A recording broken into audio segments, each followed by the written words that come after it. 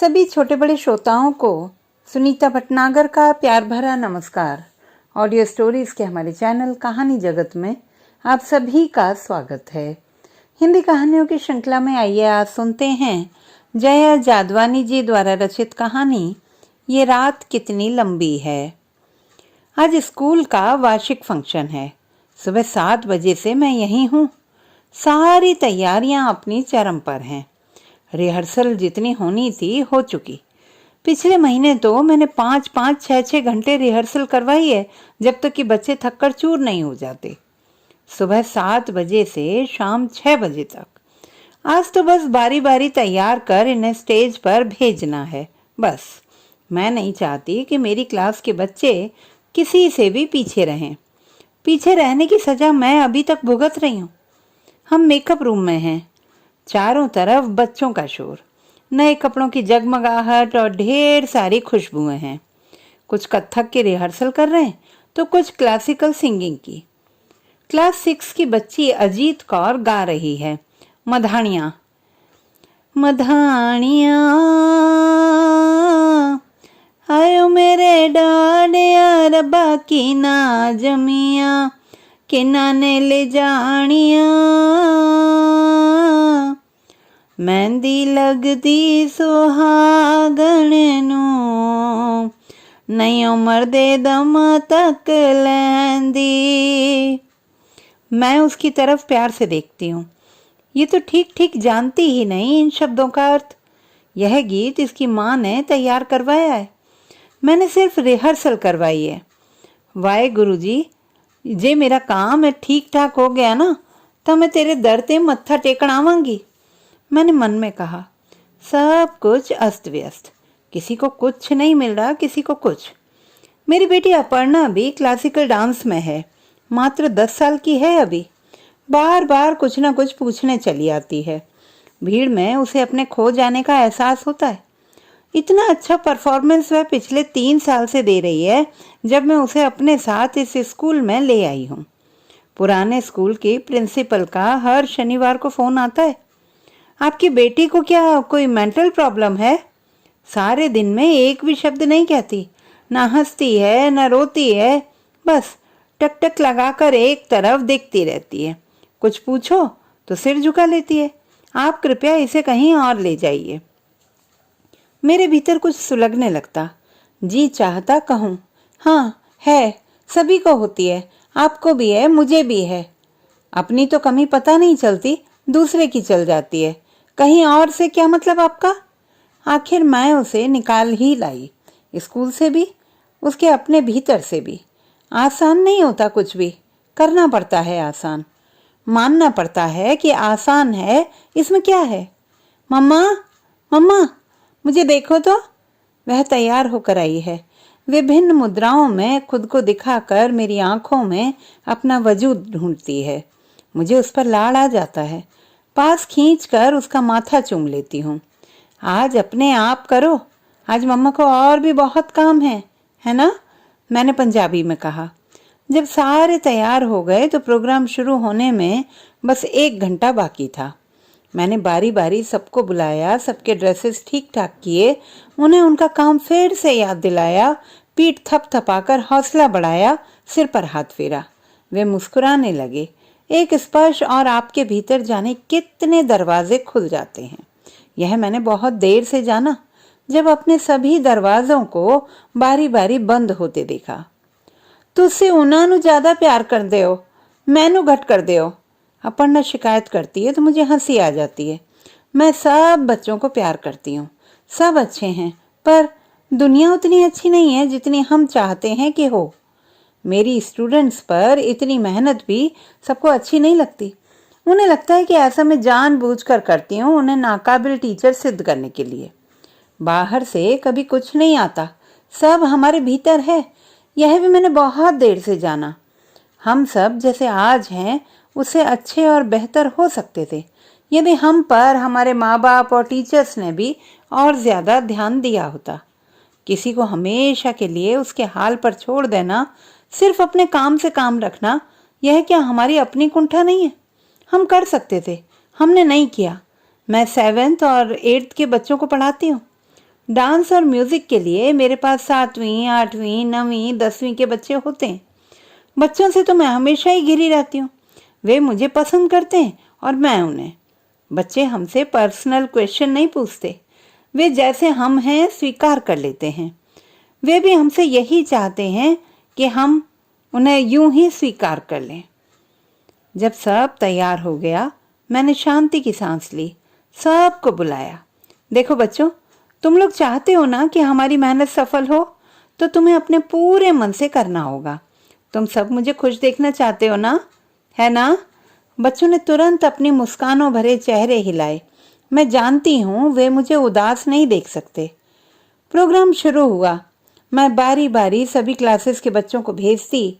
दूसरों के पास समय नहीं होता कि वे बच्चों की तैयारी करवा सकें। मेरे पास और क्या था समय के अलावा?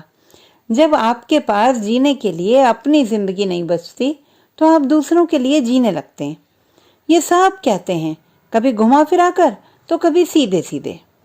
बारी बारी से सारे बच्चे गए और मेरी खुशी का ठिकाना ना रहा जब लगभग सभी क्लासेस के बच्चों ने अच्छी परफॉर्मेंस दी और वापस आकर दौड़ते हुए मुझे घेर लिया। मैंने उन सब को अपनी आंखों में भर लिया। मेरी आंखों में खुशी के आंसू थे। यहीं आकर लगता है कि हम हैं, हम हैं। फिर सब ने अपने अपने हिस्से का भाषण दिया। कुछ बच्चे पुरस्कृत किए गए। मेरी हैरानी की सीमा ना रही जब प्रिंसिपल साहब ने मुझे बेस्ट टीचर के अवार्ड से नवाजा और मुझसे स्टेज पर आने का आग्रह किया। वह पल अपूर्व था। मेरे भीतर कुछ कांप रहा था। शिराओं में सनसनी थी। सबसे नालायक घोषित हुई थी मैं अपने घर में। सबसे निचली सीढ़ी जिसे ऊपर जाने के लिए इस्तेमाल किया जाता है, यह सहसा इतनी ऊंची सीढ़ी पर अपना होना। मैं स्टेज तक गई। सिर्फ जरा सा रास्ता पार करते करते मैं समूची बदल गई। आश्चर्य था, अब न मेरे पैर कांप रहे हैं न हृदय। मेरा चेहरा और मेरी कनपटियां गर्म थीं। हो सकता है मैं लाल भी हो गई हूं, पर फिर मैंने खुद पर पहली विजय पाई। मैंने अपने नाकुच होने के एहसास को अपने भीतर से गिर जाने दिया और मजबूत कदमों से वहां तक पहुंच गई। तालियों की गड़गड़ाहट के बीच एक ने आगे बढ़कर मुझे फूलों का गुलदस्ता दिया। दूसरी ने मुझ पर शॉल ओढ़ाई। प्रिंसिपल साहब ने कांच का बड़ा सा मेडल दिया। तस्वीरें खींची गईं। सबका अभिवादन करने के बाद मैं माइक तक आई। मैंने अपने सामने देखा। जहां तक नजर जाती लोग ही लोग, हमारे स्कूल के बच्चों के पेरेंट्स, अन्य स्कूलों के आए डेलीगेट्स। मुझे ठीक ठीक याद नहीं कि मैंने क्या कहा। सार यह है कि मेरे संपर्क में आने वाला कोई भी बच्चा मुझसे उपेक्षित नहीं होगा, चाहे वह किसी भी क्लास का हो। कहते हुए मेरी नजर उस महिला पर पड़ी जो खड़ी होकर तालियां बजा रही थी। मेरी नजरें उससे टकराईं। उसने अपने सीने पर हाथ रखकर झुककर मेरा अभिवादन किया। मेरी आवाज भीग गई। उतनी दूर से भी मैं उन आंखों में आंसू देख सकती थी। आंसुओं और औरत का रिश्ता बड़ा अजीब है। जैसे पानी हमेशा नीचे की तरफ बहता है, आंसू भी औरत की छाती के खाली गड्ढे में इकट्ठे होते जाते हैं और ये गड्ढा कभी सूखता भी नहीं। जब भी इन्हें निकासी का कोई रास्ता मिल जाता है, भूल चूक से बाहर आने शुरू हो जाते हैं। न मिले तो अपना फॉर्म बदलते रहते हैं। कभी सख्त बर्फ से भीतर जम जाएंगे, आप कितना भी सरकाओ, न नीचे होंगे न ऊपर। कभी धुएं की मानिंद आपकी आंखों में उड़ा करेंगे, तब आपको कोई भी रास्ता ठीक ठीक दिखाई नहीं देगा। अपने छोटे से भावात्मक भाषण के बाद मैं पर्दे के पीछे आ गई। मेकअप रूम में बच्चों की ड्रेसेस उतरवाने में उनकी मदद करने लगी, पर मैं सहज नहीं थी। एकाएक मुझ पर बहुत सारी चीजों ने हमला कर दिया था। प्रोग्राम खत्म होने के बाद वह महिला अपनी बेटी को लेने आई। उसकी बेटी दूसरे बच्चों के साथ खिलखिला रही थी। वह कुछ पल उसे देखती रही, फिर मेरे निकट आ गई। मेरे दोनों हाथ पकड़कर चूम लिए।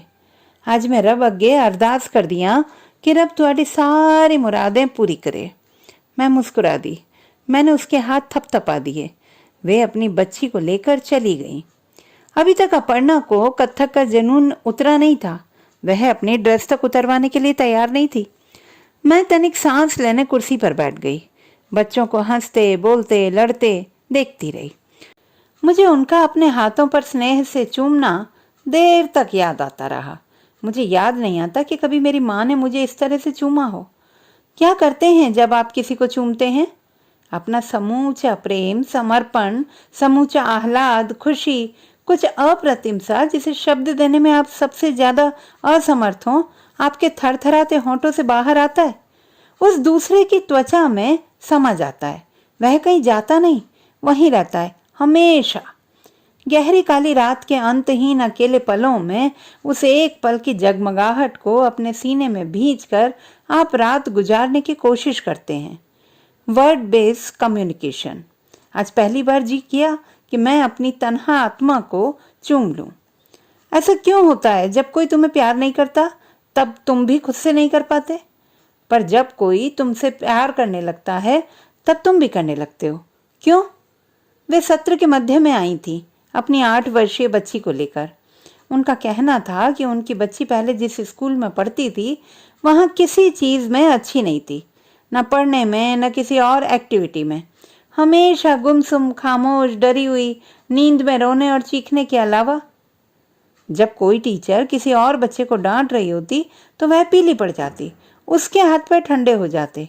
उन्होंने प्रिंसिपल साहब से रिक्वेस्ट की कि उनकी बच्ची को इशिता कौर मैम की क्लास में डाला जाए। वजह पूछने पर उन्होंने बताया कि मैंने उनकी बहुत तारीफ सुनी है। उन्होंने बहुत से बिगड़े और डरे हुए बच्चों को ठीक किया है। उनकी क्लास में बच्चे बहुत खुश रहते हैं। मेरी क्लास में ऑलरेडी बहुत बच्चे थे। आखिर जैसे तैसे उन्होंने प्रिंसिपल साहब से हाँ करवाई और उनकी बच्ची मेरी क्लास में आ गई। जैसा कि आमतौर पर होता है, मेरी क्लास के बच्चे बिल्कुल शांत और अनुशासित होकर नहीं बैठते।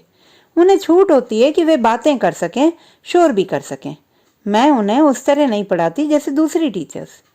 मुझसे हर बच्चा अपनी प्रॉब्लम शेयर कर सकता है। कोई खाना नहीं खाता तो मैं उसे खिला देती हूँ।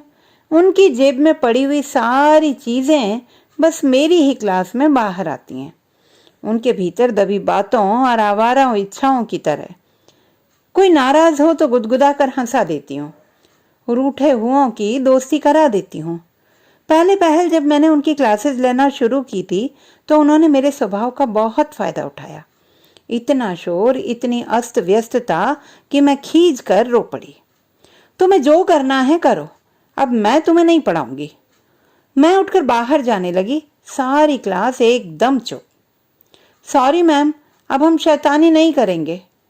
पीछे से आवाजें आईं और मैं मुस्कुराती हुई लौट पड़ी। इन्हें हमेशा पढ़ाया नहीं जा सकता, ना ही ये हमेशा एक ही ढंग की मांग करते हैं। जब इन्हें पता नहीं होता कि इन्हें पढ़ाया या लिखाया जा रहा है, ये जल्दी सीख जाते हैं। स्पर्श इन्हें राहत देता है। सिर पर हाथ फेरना, पीठ थपथपाना, अप्रिशिएट करना, महज आंखों से छूकर गाल पर हल्की सी थपकी देना इनके भीतर काफी कुछ बदल देता है। स्पर्श, लगाव, स्नेह, प्यार, केयर, किसी को सुनना, समझना, इनका अपार भंडार होता है हमारे भीतर। आप कितना भी दो कम नहीं होता। फिर भी जाने क्यों लोग ये सब नहीं देते। नहीं घट पाएगा जैसे देने से। तुसी मेरे वल ता नहीं तकदे, सारे वल तकदे हो। अपर्णा ने आकर मुझे हिलाया। मैंने उसे अपने गले से लगा लिया। वह शांत हो गई। सत्र के अंत में जब उस महिला, परमजीत नाम है उसका, की बच्ची 2nd डिवीजन में पास हुई तो वे मारे खुशी के रो पड़ी। मेरे आग्रह पर उसने बताया कि वह अपने फादर से बहुत डरती है। मुझे कई बार मार खाते देख चुकी है। एक बार वे पीकर आए थे, उनसे सब्र नहीं हो रहा था। उन्होंने बच्ची को उठाकर बाहर फेंक दिया और दरवाजा अंदर से बंद कर दिया। घंटे भर वह बाहर ठंड में बेहोश पड़ी रही और मैं भीतर। बेहोशी में जीना आसान होता है, आपको पता ही नहीं चलता कि आपके भीतर, आपके ऊपर क्या क्या गुजर गया। होश सब याद दिला देता है। सारे दर्द होश के दर्द हैं। आपने किसी महिला को छत पर बढ़िया बनाते, सुखाते, उतारते, रांधते देखा है? अपने जख्मों के साथ भी वे यही करती हैं। आंसुओं को घूंट के साथ गले के नीचे उतारने का काम। बाहर ग्राउंड में भीड़ धीरे धीरे छंटने लगी। अपने बच्चों के साथ सब अपने अपने घर लौट रहे हैं, उनकी उंगली पकड़े। मैं अपर्णा का हाथ पकड़े उन्हें जाते हुए देख रही हूँ। न किसी ने मेरी उंगली पकड़ी और न कभी मेरा घर बन सका। औरतों का क्या, सचमुच में कोई घर होता है? या वे दिखावा करती हैं? दूसरे की चीज जबरदस्ती अपनी मानने का दिखावा। हम दोनों माँ बेटी भी घर वापस लौटने लगे, अपनी माँ और नानी माँ के घर। मैंने माँ से इतना कहा कि वे भी आकर प्रोग्राम देखें हमारा। उनका पेटेंट जवाब था, मैं जाके की करांगी। जिन्हें अपने बच्चों को देखने की फुर्सत नहीं मिली, वे किन्हीं और के बच्चों को देखने क्यों आवेंगी? आज उन्हें देखती हूँ, बूढ़ा नाटा झुका हुआ शरीर, झुर्रियों से अटा बेजान चेहरा, समय अपनी छाप छोड़े बिना कहीं से नहीं गुजरता। क्या देखा है उन्होंने अपने जीवन में? क्या वे सचमुच उतनी ही दोषी हैं जितना उन्हें मैं समझती हूँ? मेरे भीतर रक्त रंजित लोथड़े हैं। ऐसा विनाशकारी दृश्य जैसे किसी जंगल में आंधी आने के पश्चात होता है। हर वृक्ष अपनी जगह से उखड़ कर ठूंठ में तब्दील हो चुका, हर घोंसला मिट्टी हो चुका, हर तिनका राख। मुझे अपने पापा की बहुत याद नहीं है। हम 3 बहनें थीं। मैं सबसे छोटी, सबकी आज्ञाकारी। सब मुझ पर हुक्म चला सकते हैं, मैं किसी पर नहीं। मैं सिर्फ उनसे बचने के तरीके सोचती थी, नाकामयाब तरीके, क्योंकि हर बार धर ली जाती। पापा मनमाड में रहते थे, हम पटियाले में, अपनी नानी माँ के एक पुराने घर में, जिसे वे कोठी कहती हैं। नाना जी डॉक्टर थे, माँ स्कूल में टीचर। बीजी हमें मनमाड भेजने को राजी ही नहीं होती थी। तुसी सारे उत्थे जाके की करोगे? उत्थे स्कूल भी चंगे नहीं आन। हम सिर्फ छुट्टियों में उनके पास जाते थे। मुझे याद है मैं 6वीं में थी जब हम वहां आखिरी बार गए थे। वे मुझे अपने स्कूटर पर सामने खड़ा कर घुमाने ले जाते, खूब अच्छी अच्छी चीजें खिलाते थे। मैं सबसे छोटी थी, शायद इसीलिए सबसे ज्यादा लाड़ आता था उन्हें मुझ पर। कभी 2 कभी 1.5 महीने वहां रहकर हम लौट आते। उन दिनों भी वे एक दूसरे से खूब झगड़ते। मुझे कभी समझ ही नहीं आता था कि वे झगड़ा क्यों कर रहे हैं। माँ ने बताया था कि शादी के वक्त वे फौज में थे। 84 में उन्होंने फौज की सर्विस छोड़ दी थी। कहा कि मैं बिजनेस करूंगा। अब एक बार फौज में रहने के बाद कोई बिजनेस कर सकता है? कई बिजनेस बदलने के बाद भी उन्हें सफलता नहीं मिली, तो असफलताओं ने उन्हें बुरी तरह तोड़ दिया। वे बेतहाशा पीने लगे, उन्हें डिप्रेशन के दौरे पड़ने लगे। एक बार ऐसे ही दौरे में उन्होंने घर के कांच की खिड़कियां तोड़ डाली थी। मनमाड में रह रही उनकी बहन ने उन्हें नासिक के एक अच्छे हॉस्पिटल में भर्ती कराया। माँ कभी इधर कभी उधर, हम बीजी की कृपा पर। एक बार जब वे हॉस्पिटल में ही थे, आधी रात को उन्होंने एक नर्स को पकड़ लिया। अपनी ड्यूटी पर थी वह। उसने बहुत शोर मचाया। उसी समय आधी रात को मनमाड उनकी बहन के पास फोन आया कि आप पेशेंट को ले जाइए, हम उसे इसी वक्त बाहर करते हैं। बहन जाकर उन्हें वापस ले आई। मनमाड, वहीं उनकी मृत्यु हो गई। हमारे पास जब समाचार आया, माँ स्कूल गई हुई थी। खत उर्दू में था, हमें तो आता नहीं था उर्दू पढ़ना। नाना जी ने पढ़ा, फिर बीजी से कुछ कहा। वे बस उदास हो गईं। दोपहर को मम्मी जी घर आईं। उन्हें कुछ बताया गया। वे छोटी सी कोठरी में गईं, अपनी बिंदी उतार दी और रोने लगी। उनकी देखा देखी मेरी दोनों बहनें भी रोने लगी और फिर मैं भी। फिर हम उन्हें भूल गए। हम धीरे धीरे बड़े हो रहे थे। गालियां सुनते, मार खाते, दिन भर कलेश झेलते। माँ के पास हताशा थी, निराशा थी और डर था, वही हमें देती। घर में मेरी मंझली बहन का राज चलता। कभी मैं माँ के हाथों पिटती तो कभी मंझली बहन के। बचपन में ही हर बात सहने की आदत ने काफी लंबा साथ निभाया था। मेरे पास मेरा कुछ नहीं था। हर चीज मुझसे छीनी जा सकती है, ये सभी जानते हैं। बहुत से दोस्त बने, बनकर बिछुड़ गए। मैंने खुद को बड़ा होते हुए देखा। अपने शारीरिक परिवर्तनों को पहले आश्चर्य से, फिर आदतन देखा। घर में हम औरतें ही थीं। मम्मी जी कपड़े धोते मातम करती, हाय रब्बा सारियां फ्राकां ही धोनियां पैंदियां हैं, कोई तो पैंट कमीज धुआंदा इन्हां हाथों दे नाल। मैं पढ़ने में सबसे होशियार थी, कोई मुझ पर ध्यान ही नहीं देता था, पर मैं हर बात में आगे थी। सुंदर तो खैर थी ही। सुंदरता औरत के लिए अभिशाप और वरदान दोनों ही होती है, ये मैंने बाद में जाना। बहुत कुछ अपने जीवन से, बहुत कुछ खूबसूरत औरतों की ऑटोबायोग्राफी पढ़कर। बीजी अक्सर बीमार रहती हैं, या तो उन्हें कब्ज हो जाता है या दस्त, या तो उनकी टट्टी साफ करो या उन्हें एनीमा दो। वे सारे काम जो घर में कोई नहीं करता, मुझे करने पड़ते। वे अपना पास्ट इस तरह बड़बड़ाती जैसे वे किसी बार बार देखी फिल्म के याद रह गए दृश्यों को दोहरा रही हों। पगड़ियों के रंगों को लेकर घर में मौजूद सामान तक उन्हें बाहर से कम दिखता है, पर भीतर के दृश्य वे अब भी काफी साफ देख लेती हैं। कभी कभी गड़बड़ा जाती हैं, तारीखें इधर उधर हो जाती हैं, हम अपने भीतर ठीक कर लेते हैं। उनके टुकड़े हर उस वक्त मेरे कानों में पड़ते जब वे किसी अजनबी को अपनी दास्तान सुनाती पंजाबी में। हम तो यहाँ आकर बस फंस गए जी। 12 साल से रह रहे थे बैंकॉक में बच्चों के साथ।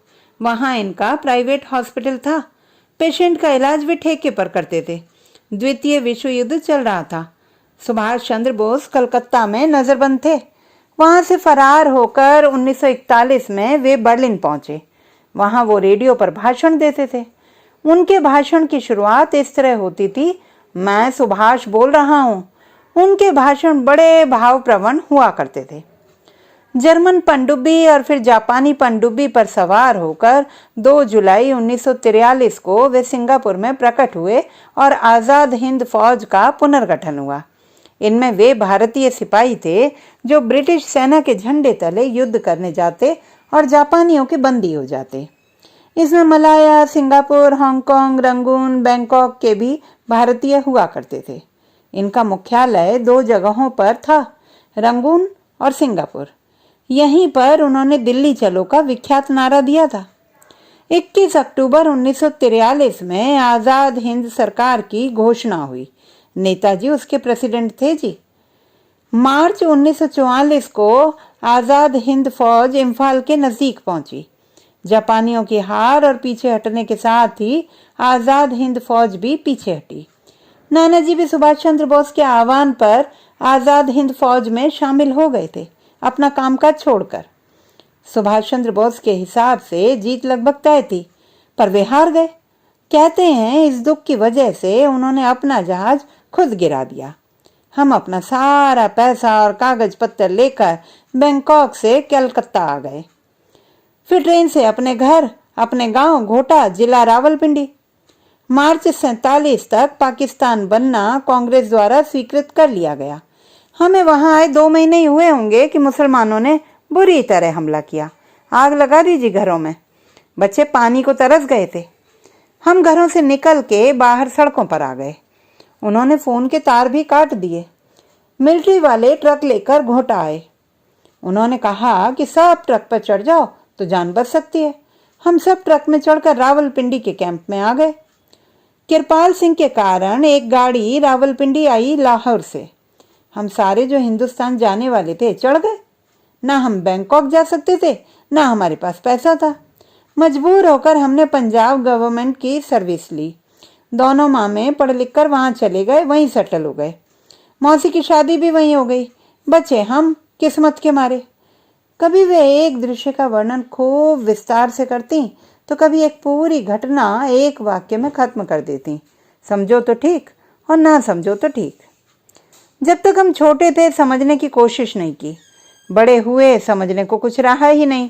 अपने ही जीवन के धागों को सुलझाने में समय बीतता गया। आपको पता है आम की पपड़ी कैसे बनती है? बोरों पर आम का खट्टा मीठा रस फैलाकर धूप में सुखाते हैं। जब उनकी मोटी परतें सूखकर जम जाती हैं, काट कर रख लेते हैं। इसके बाद खाइए, छोटे छोटे खट्टे मीठे रेशे आपके दांतों और जीभ के बीच फैलते रहेंगे। ये आमों का पास्ट है। हमारा पास्ट भी हमारे रेशों में बिल्कुल इसी तरह होता है। ये बात नानी माँ को देखने के बाद समझ में आई। वे दिन भर इन रेशों को चुबलाती रहीं अपने पोपले मुंह में। न निगलने का जी करे न फेंकने का। वे कहती हैं कि जिन्होंने एक दिन जेल काटी वे आज तक पेंशन ले रहे हैं। हमने 2 साल सेवा की, हमें कुछ ना मिला। बहनें बड़ी हो गई थीं। उनके लिए लड़कों की तलाश शुरू हो गई। जो भी उन्हें देखने आता मुझे पसंद कर लेता। बाद में माँ किसी के भी आने पर मुझे कोठरी में बंद कर देती। उसके जाने के बाद निकालती, जो मेरे लिए खुशी का भी सबब होता और दुख का भी। खुशी इसलिए कि उस तमाम वक्त मैं काम करने से बच जाती, और दुख पता नहीं क्यों अपने ना कुछ होने का भाव तब तक मुझ में जागा ही नहीं था। यह तो तब जगता जब पहले यह जगे कि कुछ हो। मैं तो कुछ भी नहीं थी अपनी नज़रों में, ना तो अपनी नज़रों में ना किसी और की नज़रों में। दुख और डर हमारा स्थायी भाव था। माँ को उनकी परेशानियों ने कभी माँ बनने का मौका ही ना दिया। हम उनकी जिम्मेदारी थी, उनका प्यार नहीं। हमें तो बस निभाया निपटाया जा रहा था। हम भी चाहते थे निबट जाए। पुरुष के अभाव में हमने घर में खूंखार कुत्ता पाल रखा है। बूढ़ी औरतें जब टहलने निकलती हैं तो उनके हाथ में कुत्ते की जंजीर क्यों होती है, अब जाके ये समझ में आता है। 7 बजे तक हम कहीं भी हों, हमें लौटना होता ही है। हम अपना गेट लोहे की जंजीरों मोटे तालों से बंद करके रखते ताकि चोर को खोलने में ज्यादा वक्त लगे, तब तक हम जाग जाएं। सारी रात बीच बीच में नानी जी की गुहार वाहे गुरु चलती रहती। चोर कभी नहीं आया। एक बार हम डरे थे। सारा घर बहुत बुरी तरह थर थर कांप रहा था। हम भीतर से कांप रहे थे। गुरु अर्जुन देव सिंह जी का शहीदी पर्व था। सारे पटियाले में सबसे बड़ा। शहादत के दूसरे दिन पंचमी होती है। दिन भर लंगर चलता रहता है। उस दिन कर्फ्यू लग गया था सारे पंजाब में। सारे गुरुद्वारे बंद हो गए। कोई भी आदमी बाहर नहीं निकल सकता था। हजारों लोग जो गांवों से आए थे वहीं फंसे रह गए। उसी रात हरमिंदर साहब पर अटैक हुआ। पटियाले के दुख निवारण साहब पर भी। लगभग सारे गुरुद्वारों में एक ही समय। हम सब छत पर सोए थे। फायरिंग की आवाज आती रही। बचाओ बचाओ की चीख पुकारें भी। छत पर इतनी तेज रोशनी कि जैसे दिन हो। गोलियों की, ट्रकों की, लोगों के चिल्लाने की आवाजें। हम तुरंत नीचे भागे। हमारे दिल ऐसे धड़क रहे थे मानो अभी छातियां फाड़कर बाहर आ जाएंगे। अगले दिन कोई गुरुद्वारे नहीं गया। मास्टर त्रिलोचन सिंह वहीं थे। उन्होंने सबको एक हॉल में बंद कर उनकी सुरक्षा की। मास्टर त्रिलोचन सिंह जी की बड़ी इज्जत है हम सबके मन में। पंजाबी टीचर अपनी आधी तनख्वाह गरीबों की सहायता में लगा देते हैं। दुख निवारण में रोज शाम पानी पिलाते थे सबको, त्योहारों में चाय।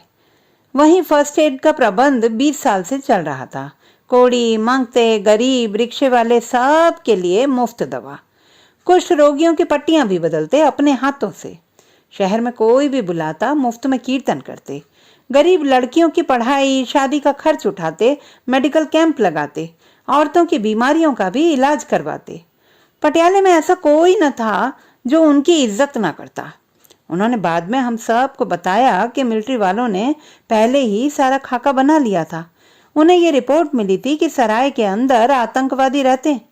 उन्होंने टंकी पर चढ़कर सराय का नक्शा लिया। हवाई जहाज पर आए थे वे। उनके पास 32 आदमियों की फोटो थी जिन्हें वे आतंकवादी समझते थे। बाद में एक भी नहीं पाया गया। वे बताते हैं कि रात 12-1 बजे के करीब एक लाल गोला आसमान में चलाया जिसने दिन जैसी रोशनी कर दी। मिलिट्री वालों ने पोजीशन ले ली। 5-6 ग्रुप बनाए गए और एक ने सराय पर हमला किया, सबसे बड़ा, जहां लोग बंद थे। एक ने सरोवर पर, एक ने गुरु ग्रंथ साहिब पर, बाकी हमले पीछे से हुए। किसी ने कहा वाहेगुरु, उसे गोली मार दी गई। सराय में कोई नहीं बचा। लंगर में भी बहुत से लोग मारे गए। 1000 के करीब सरोवर के ऊपर थे। हमने सबको लिटा दिया। हमने कहा हम सरेंडर करते हैं। उन्होंने 600-700 लोगों को पकड़ लिया। 7 दिन उन्होंने न किसी को अंदर आने दिया और न बाहर जाने दिया, न लाशों को किसी को दिखाया। उन्होंने ट्रकों में लाशें डाली और मॉडल टाउन क्रिमिनेशन ग्राउंड में ले जाकर फूंक दी। जब उनकी याद में अखंड पाठ साहब करवाया गया तो मिलिट्री वाले उन्हें पकड़कर ले गए। बोले कहो कि जो मारे गए गलत आदमी थे, इन्होंने हिंदुओं को मारा है। मास्टर जी ने साफ इनकार कर दिया। उन्हें बहुत मारा पीटा गया कि पाठ मत करो। पाठ फिर भी चलता रहा। बाद में उन्हें छोड़ दिया गया। इसके 5 महीने बाद इंदिरा गांधी की हत्या हो गई। इसके बाद जो हुआ सब जानते हैं। जिसने भी हमला किया 160 दिन से ज्यादा कोई जिंदा नहीं था। ये उनका मानना है। वे वही मानते हैं जो मानना चाहते हैं। हम उनसे बहस नहीं करते। मैं अभी भी उनसे मिलती हूँ अक्सर गुरुद्वारे में। एक ऐसे बुजुर्ग जो सिर पर हाथ रख दें तो लगे कि नहीं, सब ठीक है, सब ठीक हो जाएगा। आदमी को सहना आना चाहिए। पर क्या सचमुच ये सब इसलिए तो नहीं हो रहा है कि हमें सहना आ गया है? हम अच्छी तरह जानते हैं कि हमारी शादी ही माँ की समस्याओं का समाधान है। जब वे किसी बात पर हमें मारती, हिटलर की आत्मा उनमें प्रवेश कर जाती। हमारे बाल पकड़कर कभी वे हमें दीवार से टकरा देती तो कभी लोहे के पलंग की पाटी से। हम जख्मी थे, अंदर से भी और बाहर से भी। इन सारे दुखों की हमें आदत थी। जिस दिन हंस लेते, जो कि स्कूल में ही संभव था, अपने आप नया नया सा लगने लगता। हैरत होती कि ये छोटी सी चीज अभी भी हमारे पास बची हुई है। आखिर जैसे तैसे बड़ी बहन की शादी हो गई। बैंकॉक में रह रहे हमारे मामा लोग आए। उन्होंने काफी आर्थिक मदद की। नाना जी बेचारे तो इतने बूढ़े और दयनीय हो गए थे, इतनी सारी स्त्रियों की जिम्मेदारी उठाते उठाते, कि अक्सर वे हम में से एक ही लगते थे। मामा लोग अच्छे हैं, उनके आने से घर में काफी नई चीजें और रौनकें एक साथ आती थी। माँ ने चैन की सांस ली कि चलो एक कहानी तो खत्म हुई, पर कहानी, वह चाहे किसी की भी हो, कभी खत्म होते मैंने तो देखी नहीं। मामे चले गए, हमारी कहानी आगे बढ़ती रही। दीदी और जीजाजी पहली बार आए थे घर पर। मुझे अपना छोटा सा कमरा उन्हें देना पड़ा। कोई भी मेहमान आता, मैं बेकमरा हो जाती। मैंने बरामदे में फोल्डिंग पलंग डाल लिया और सो गई। गर्मियों की रातें, छत पर मरियल सा पंखा घूम रहा था। किसी तरह मुझे नींद आई ही थी कि लगा मुझ पर कोई बोझ है। चिल्लाने के लिए मैंने जैसे ही मुंह खोला, किसी ने मेरे मुंह पर हाथ रख दिया। मैंने बड़ी मुश्किल से अपने आप को सीधा करते हुए उन्हें दूर फेंक दिया। नाइट लैंप की रोशनी में देखा जीजाजी थे। मैं थर थर कांपती उठकर खड़ी हो गई। जीजाजी, आप यहाँ क्या कर रहे हैं? उनके मुंह से आवाज नहीं निकली। उन्होंने अपने दोनों हाथ आगे बढ़ाए, शायद मुझे पकड़ने के लिए। आप अंदर जाइए, नहीं तो मैं शोर मचा दूंगी। गुस्से में मेरी आवाज जहरीली हो गई थी। जाता हूं, लेकिन छोड़ूंगा नहीं। लड़खड़ाते हुए भीतर चले गए। मैंने कांपते हाथों से अपना तकिया उठाया और जिस कमरे में माँ और मंजली दीदी सो रही थी, उसी कमरे में फर्श पर जाकर लेट गई, अंदर से कुंडी लगाकर। वह रात भयावह सपनों वाली रात थी।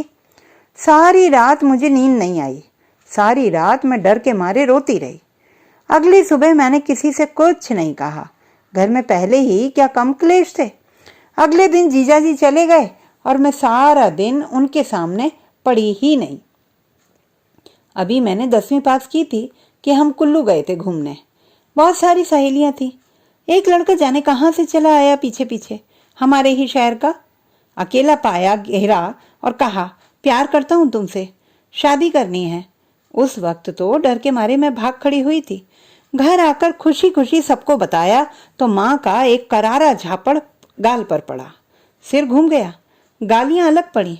अगले दिन लड़के को घर बुलवाया गया, खूब सुनाया गया और भेज दिया गया। हिम्मत नहीं आ रही उसने फिर भी। मेरी दोस्त से दोस्ती कर ली। उसने मुझे समझाना शुरू किया, बहुत अच्छा लड़का है, तुझे बहुत प्यार करता है, तू सिर्फ फ्रेंडशिप के लिए हाँ कर दे। मैंने सोचा फ्रेंडशिप में क्या है, हाँ कर दी, पर डरते डरते। फोन पर बातें होती रहीं। फिर कहा मिलना है, मिलने लगे छुप छुप कर। तब तक भी मुझे नहीं लगा कि कुछ प्रेम व्रेम जैसा है मेरे भीतर। कुछ खास किस्म की चिड़ियाएं होती हैं ना, जो हर शाख पर नहीं बैठती।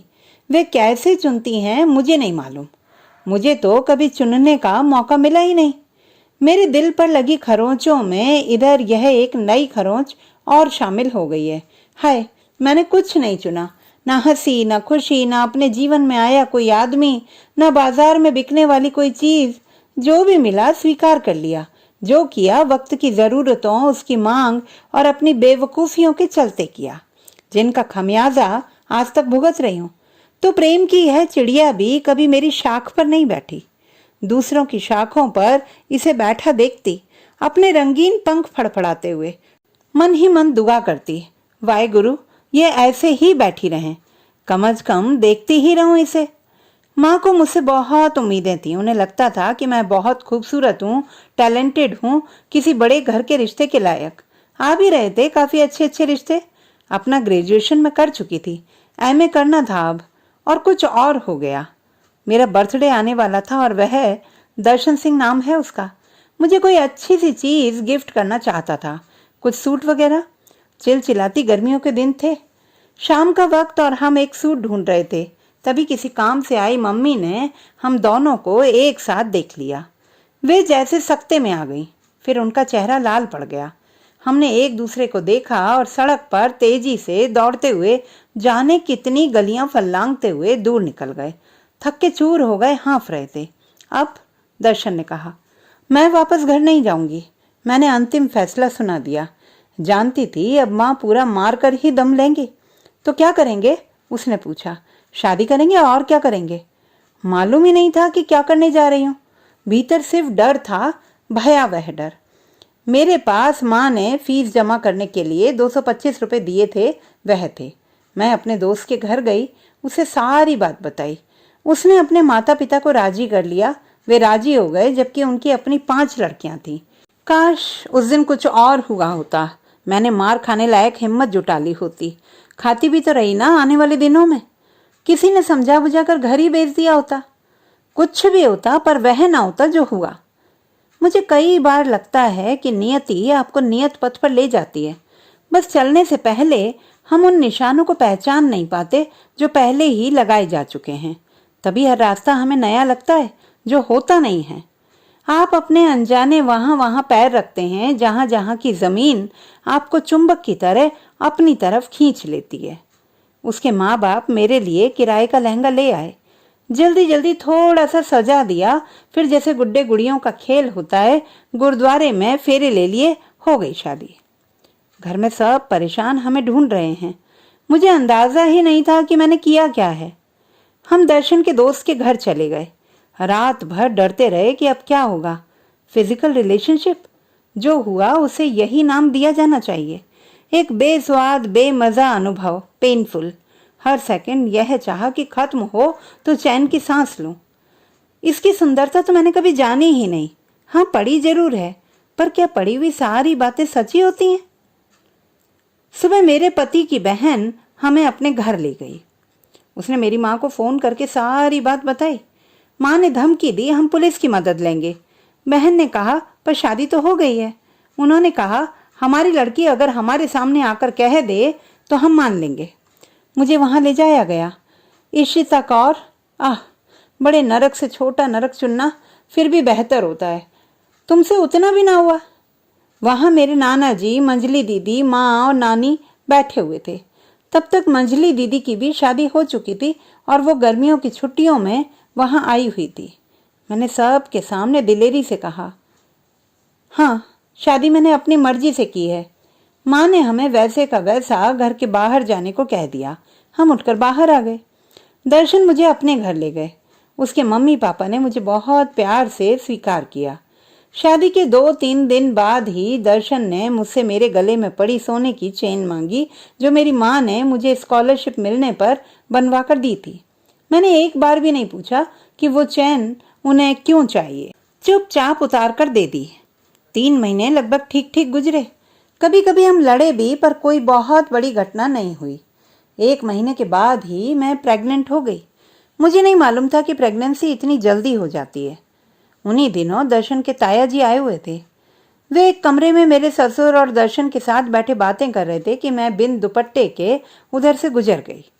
उनके जाने के बाद दर्शन ने कमरे में आकर थप्पड़, घूसों, जूतों से मुझे मारा था। यह उसका फर्स्ट अटैक था मुझ पर, जो मेरी समझ में नहीं आया। उस वक्त मैं बुरी तरह रो रही थी, चिल्ला रही थी। मैंने चीखते हुए कहा, तुम्हें शर्म नहीं आती? मैं प्रेग्नेंट हूं। तुम मुझ पर चढ़कर सिर्फ इसलिए मुझे मार रहे हो कि दुपट्टा मेरे सिर पर नहीं था। वह गालियां बकता हुआ बाहर चला गया। जब मैं रो रो के थक गई तो कमरे से बाहर निकली। मेरे ससुर जी ने मुझे देख लिया। क्या बात है बेटा? कुछ नहीं पिताजी, मेरे पेट में दर्द हो रहा है। मैंने झूठा बहाना किया। तुझे डॉक्टर के पास ले चलूं? उन्हें शायद विश्वास नहीं हो रहा था। नहीं पिताजी, अब ठीक है, ठीक हो जाऊंगी। फिर भी वे तुरंत बाजार गए और मुझे दवा ला कर दी। यह मेरे मार खाने के दिनों की शुरुआत थी। इधर माँ ने मुझे माफ कर दिया था, वापस बुला लिया। गई कि चलो कुछ दिन चैन की सांस लूं। चैन? नानी माँ ने सबसे पहले पूछा, तुझे वहां 3 वक्त खाना मिल जाता है? ये तूने क्या किया? अपने आप को देख, उसको देख, क्या है उस घर में? 1 बार, 2 बार, 3 बार, हर बार यही सुनना पड़ता। ठीक है, उसमें बहुत कमियां हैं, लेकिन फिर भी वह मेरा पति है। मुझे लगता था कि एक दिन सब ठीक हो जाएगा, यह जाने बिना कि ठीक माने क्या। हर त्योहार पर हम तीनों को कुछ ना कुछ मिलता था। दोनों बहनों को उनकी वजह से मिलता था, मुझे इसलिए कि मेरे पास नहीं है। मेरा पति कमाता नहीं, मैं बेचारी हूँ। फिर मेरे ससुर की मौत हो गई। शादी के 3 महीने बाद मेरी सास ने उनकी चादर का एक धागा निकाल कर मेरे अंगूठे पर बांध दिया। मुझे नहीं मालूम था कि क्यों बांधा है। बाद में पता चला कि प्रेग्नेंट लेडी को बांधना जरूरी होता है। माँ ने पूछा, क्या तू प्रेग्नेंट है?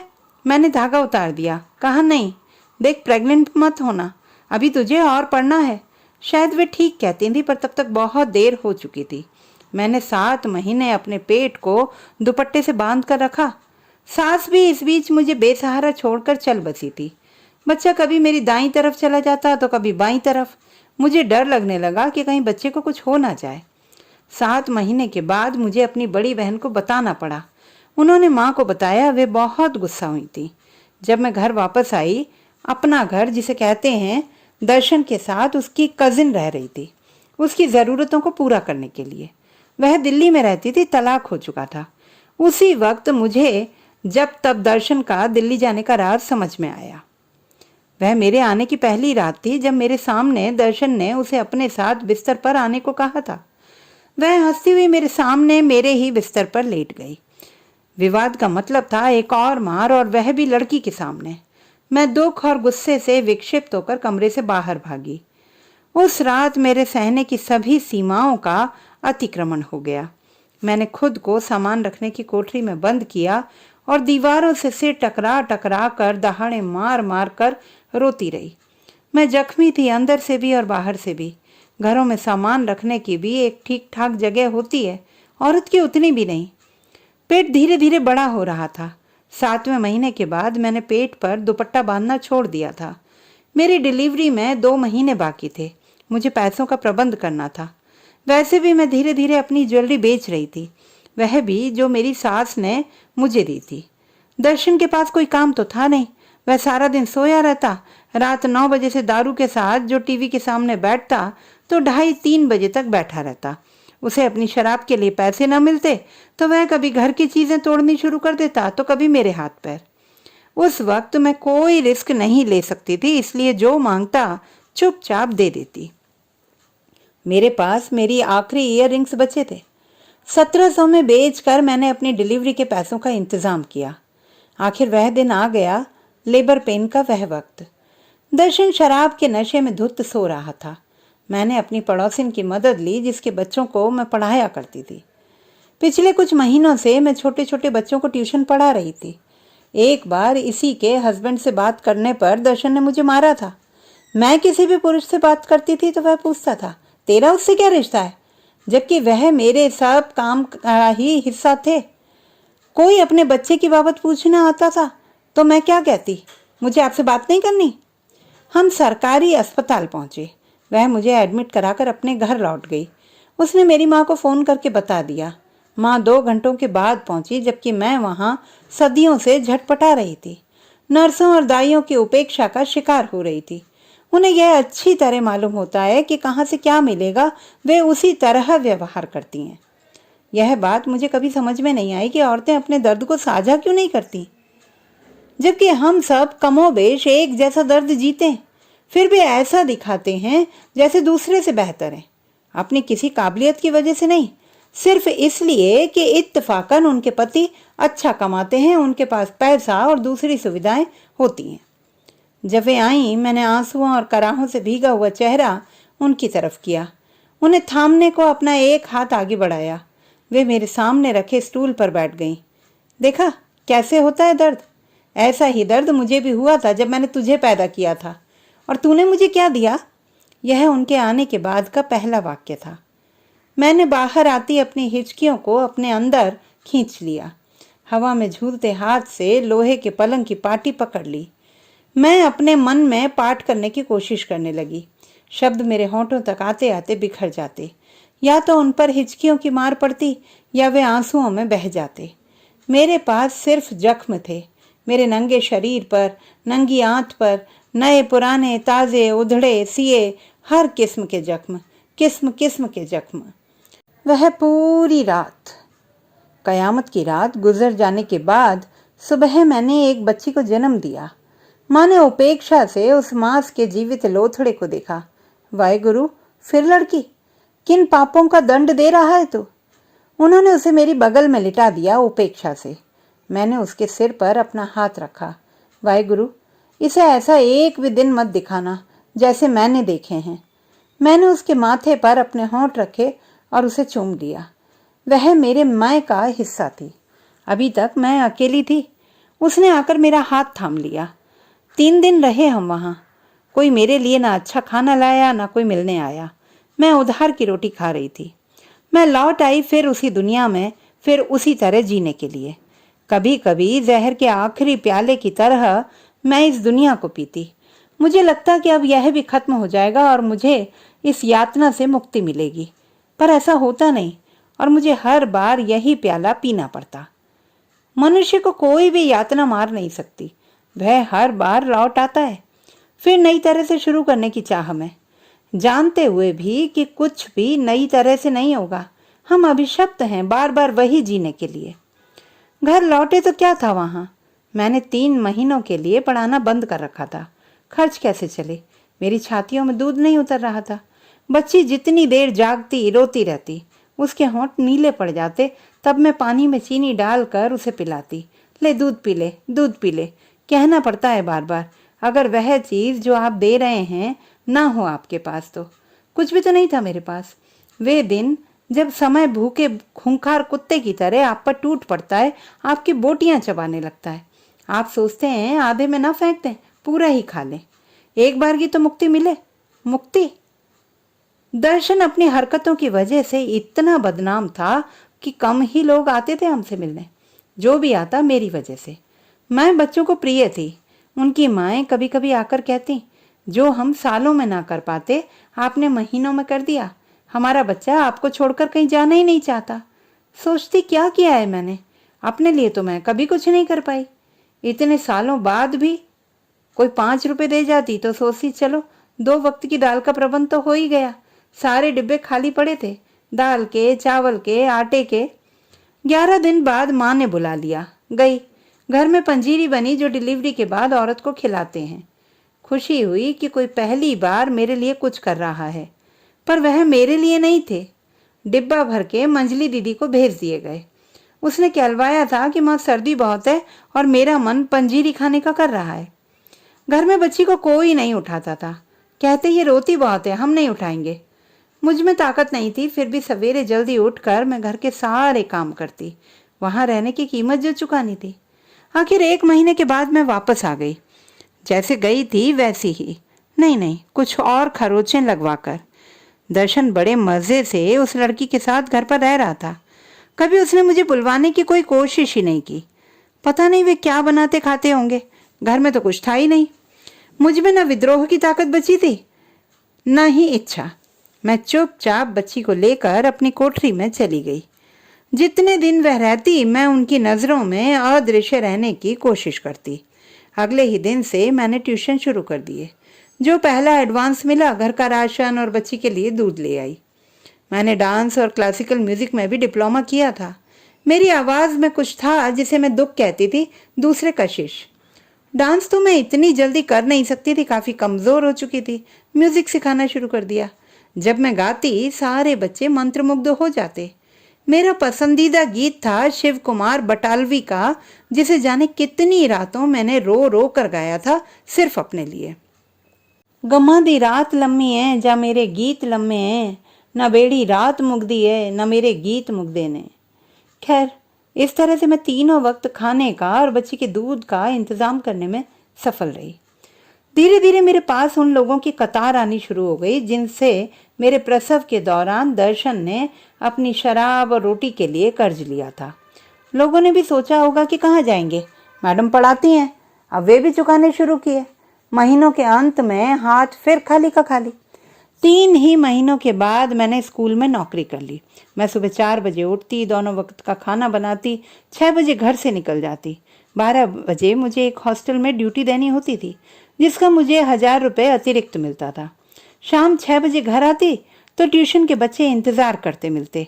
8 बजे तक उन्हें पढ़ाती, फिर रात का खाना, बच्ची को संभालना और दूसरे कई काम। दिन में बच्ची को संभालने के लिए मैंने 10-11 साल की एक गरीब लड़की को रखा हुआ था, जिसके खाने पीने, कपड़ों और घरेलू पढ़ाई का प्रबंध मैं करती थी। दर्शन दिन भर घर पर रहता। रात 9 बजे से उसकी टीवी और दारू चालू हो जाते, जो रात 2:30 बजे तक चलते।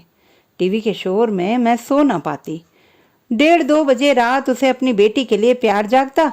वह सोई हुई बच्ची को अपनी गोद में उठा जगा देता। मेरी पुत्र, मेरी जान। वह डिस्टर्ब होकर रोने लगती और अब मुझे उसे फिर सुलाना होता। रात 2 बजे वह मुझसे कहता, उठो, मुझसे बात करो, मेरे लिए सोने का समय ही कितना होगा। सुबह 4 बजे मैं अपना टूटा बदन लेकर फिर उठती, एक नई जंग के लिए। हम दोनों के बीच बहुत लड़ाइयाँ होती थी। जाने कितनी बार डिप्रेशन में मैंने अपने कपड़ों को फाड़ा होगा। जाने कितनी बार अपना सिर दीवार से टकरा टकरा कर खुद को घायल किया होगा। जमीन पर बैठकर चिल्ला चिल्ला कर रोती थी मैं। मैंने गलती की है, हाँ मैंने गलती की है, पर मुझे अभी और कितनी सजा मिलेगी, कितनी। तकिए में मुंह गड़ाकर मैं चिल्लाती थी, रोती थी। वह सब असहनीय था। एक बार मैंने अपने कपड़ों तक को आग लगा ली थी, फिर भी बच गई। सजाएं बाकी थी ना, इसलिए। धीरे धीरे मेरा डिप्रेशन और बढ़ने लगा। मुझे दौरे पड़ने लगे, गुस्से के, रोने के, चिल्लाने के। मुझे हर चीज से नफरत होने लगी। दर्शन से सबसे ज्यादा, अपने आप से और भी ज्यादा। उसे बिजली का बिल भरने को पैसे देती या कुछ लाने को या राशन वाले को देने को, वह अपने पास रख लेता। उसके कर्ज तो मैं तलाक के 2 साल बाद तक भी उतारती रही। एक बार कहा, जीप खरीद दो, किराए पर चलाएंगे तो कुछ मेरा भी बोझ हल्का होगा, फाइनेंस करा लेते हैं। उसने पता नहीं क्या किया, मुझसे रुपए लेता रहा, लेकिन जीप कभी नहीं आई। 4 साल, पूरे 4 साल मैंने वह सब सहा। फिर जैसे हर चीज का अंत आ जाता है, मेरे भी धैर्य का अंत आ गया। मैं छुट्टियों में माँ के घर आई हुई थी और उनसे अपनी बात कहने के सही वक्त का इंतजार करने लगी। नानी जी की लगातार बीमारी, इस बीच नाना जी भी नहीं रहे थे। उनको हॉस्पिटल में एडमिट कराया जाना, भागा दौड़ी, बाजार से सौदा सुल्फा लाना, रोजमर्रा के काम। माँ कब की रिटायर हो चुकी थी। उन्हें 5,000 रुपया महीना पेंशन मिलती है। हम नाना जी के ही बनाए हुए घर में रह रहे थे और उनकी मृत्यु के बाद उनकी ही जमा पूंजी खा रहे थे, जो धीरे धीरे खत्म होती जा रही थी। और दूसरी चीजों की तरह मैं यहाँ रहती तो हमेशा की तरह सारे घर का बोझ मुझ पर आ पड़ता। अपर्णा अब पढ़ने लगी थी। अपनी परेशानियों में मैं इतनी उलझी थी कि उस पर ठीक से ध्यान ही नहीं दे पा रही थी। वह मुझे कई बार अजीबोगरीब हालत में देखकर डर जाती होगी। आखिर एक दिन मैंने माँ से कह दिया, मैं वापस नहीं जाऊंगी, मुझे तलाक चाहिए। जाने उन्हें मेरी जरूरत थी इसलिए या दर्शन शुरू से ही उन्हें नापसंद था, उन्होंने जरा भी विरोध नहीं किया। मैं अपनी रोटी तो खुद कमा खा ही रही थी, अक्सर उनकी भी मदद करने लगी। उन्होंने अमेरिका फोन करके अपने भाइयों को सारी बातें बताईं। उनका जवाब था, अगर इशिता नहीं चाहती तो वहां मत भेजो उसे। इंडिया में यह बड़ी बात होगी, यहाँ आम बात है। लोगों की मत सोचो, उन्हें धीरे धीरे आदत पड़ जाती है, जैसे हमें पड़ जाती है, कैसे भी जीते चले जाने की, उम्मीद न छोड़ने की। और तलाक के लिए पेपर तैयार कर लिए गए। मैं 1 साल से यहीं थी, माँ के घर। मेरे आने से उन्हें काफी आराम हो गया था। रूटीन तो अब भी वही था। अपर्णा अब भी उपेक्षित। जितनी देर घर में रहती, नानी माँ की डांट खाती रहती। जितनी देर स्कूल में रहती, अपनी टीचर की। मैं घर में इतना कम वक्त रहती कि उस पर ध्यान ही न दे पाती। इन सारी चीजों के अलावा मुझे एमए भी करना था। आखिर कब तक उस छोटे से स्कूल में टिकी रहती। वे गर्मियों के दिन थे, बहनें आई हुई थी। नया सत्र 15 जुलाई से था। मैंने अपना एमए का फॉर्म भी भरना था, फिर बीएड भी करना था। मैं आधी आधी रात तक सारे काम निपटाने के बाद पढ़ती, जबकि वे सब आराम से बैठी बतिया रही होती। ऐसी ही कोई रात होगी, पढ़ते पढ़ते मेरी आंख लग गई कि नींद में मुझे लगा कि मेरी कमर पर कुछ रेंग रहा है। मैंने करवट बदलनी चाही, बदल न सकी तो नींद खुल गई। झटके से उठकर बैठ गई। मंझले जीजाजी थे। हैरत से मेरी आंखें फटी की फटी रह गईं। मुझे उनसे ये उम्मीद नहीं थी। बगल में मेरी बच्ची सो रही थी। जीजाजी, आपको शर्म नहीं आई यहाँ तक आते हुए? मेरे मुंह से सिर्फ इतना निकला। हमेशा की तरह मैं बुरी तरह से डर गई थी। तुझे 1 साल हो गया यहाँ रहते, तुझे भी लगता होगा ना। इसीलिए सोचा जब मैं हूं ही तो। बस मैं गुस्से से पागल हो गई। इधर उधर देखा, पीतल का फूलदान था पीछे, बहुत पुराना। उठा लिया। आप बाहर जाइए, नहीं तो दोनों में से एक ही बचेगा। वे एक ही छलांग में बिस्तर से नीचे गए, फिर बाहर। मैंने कमरा अंदर से बंद कर लिया। सारी रात रोती रही। मैं कुछ भी नहीं, कुछ भी नहीं। कोई भी आकर मुझे रौंद सकता है। मेरी कीमत किसी भी चीज से कम है। सुबह मैंने पिछली बार की तरह किसी से कुछ नहीं कहा। दोपहर को मंजली दीदी मेरे पास आई। चल अपने जीजा जी से जरा सी बात कर ले। तू बात करेगी तो उनका मूड ठीक हो जाएगा। मैं क्या क्या कर मना करती। मैं उनके साथ गई, उनके सामने बैठ गई। मुझे देखते ही वे खुश हो गए। बस इतनी ही उपयोगिता थी मेरी। मुझे अपनी बहन बड़ी निरीह सी जान पड़ती। क्या है हमारे पास? आधे कटे चेहरे, आधे कटे लिबास, कटा कटा डर, दागदार जीवन, और इसी को बचाने हम अपने आप को लुटा देते हैं। क्या है हमारे जीने की अर्थवत्ता? क्यों हैं हम? मात्र किसी न किसी की जरूरत को पूरा करने के लिए। वो संसार की स्त्रियों, कभी तुमसे कोई प्यार के 2 बोल बोले तो सबसे पहले सोचना कहीं उसे तुम्हारी जरूरत तो नहीं है। जब अतीत की गठरी उठाना मेरे लिए असहनीय हो गया, मैंने उसे कागजों पर परत दर परत जमाना शुरू किया। आसान नहीं थी ये प्रक्रिया। हाथ जख्मी होते, पोर निरंतर रिसते रहते, खून स्याही की जगह ले लेता, खुद को विस्तार देता जाता। कभी कभी कोई यातना शब्दों से उठकर मेरा मुंह तकती, जख्मी निरीह नंगी यातना, जिसे फिर अपनी हथेली से मैं उसी हिस्से पर दाब देती जिसके लिए वह चुनी गई है। हाँ, हम यातनाएं चुनते हैं, लिखने के लिए भी, जीने के लिए भी। ना लिख पाते ठीक ठीक, न जी पाते। रात के अंधेरे में वे खूंखार बिल्ली सी हम पर जंप लगा देती और मरियल चूहे सा मुंह में दाब कर अंधेरे में गायब हो जाती। बहुत वक्त लगा उसके मुंह से खुद को छुड़ाने में। अब वह जंप लगाने की हिम्मत नहीं करती। अंधेरे कोने में बैठी ताक लगाकर घूरा करती है अपनी चमकती आंखों से। मैं भी ढीठ, उसकी तरफ उस तरह देखती ही नहीं। मैंने ये बहुत देर से जाना कि मैं हूं, कि मैं सुंदर हूं, कि मेरे भीतर कुछ ऐसा है जो दूसरों के पास नहीं है, कि मेरे पास अपने पैर हैं जिन पर मैं खड़ी हूं, मैं चल सकती हूं और मैं चल रही हूं। मैंने एमए भी कर लिया, बीएड भी, दूसरे बड़े स्कूल में आ गई, वेतन भी बढ़ गया। अपर्णा को भी अतीत के उन काले भयानक पंजों से निकाल लाई, खुद को भी, पर पूरा नहीं। जो मेरे लहू मांस में खुद चुका, उससे किस तरह अलग हुआ जा सकता है? मैं बच्चों के बीच जीती हूँ, उन्हें खुश देखना चाहती हूँ, उनके लिए एक ऐसी दुनिया रचना चाहती हूँ जहाँ वे सब चीजें ना हों जो मैंने देखी हैं, खासतौर पर लड़कियों के लिए। हर रोज खुद को लिखना, खुद को मिटाना, खुद को ठीक करना, खुद को पाने का ये कैसा बीहड़ रास्ता है जहाँ छूटती हैं अपनी ही उंगली बार बार। उसी आकांक्षा की टिमटिमाती लौ में चलना लगातार। मेरे सामने एक काली अंधेरी रात है, मेरे हाथ में मेरी बच्ची का हाथ, और हम उस सुबह तक चलना चाहते हैं जो मेरे ख्वाबों में है। तो दोस्तों, ये थी हमारी आज की कहानी। आपको कैसी लगी कमेंट बॉक्स में लिखना ना भूलें। चैनल को सब्सक्राइब करें, लाइक करें और मित्रों के साथ शेयर करें।